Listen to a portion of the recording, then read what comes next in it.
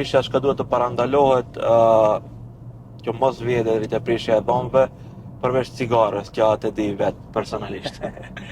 E para një dietë, mos kujdesi apo mos larja e dhomëve në mënyrën e duhur, domethënë të paktën 2 herë në ditë. Tjetër shkaktar mund të jenë ushqimet, dieta ditore, domethënë ajo se çfarë konsumojmë brenda ditës, sidomos ushqimet me sheqer. Janë shkaktarët kryesorë në prishjen e dhomëve, në konsumimin i tepërt i tyre, se ne nuk themi tani mos përdor fare, të parkën mos teprohet. Mos teprohet, si çdo gjë. Si çdo gjë, jo vetëm tek sheqerna. Ushqimet e shpejta, këto fast foodet, ndikojnë gjithashtu në prishje.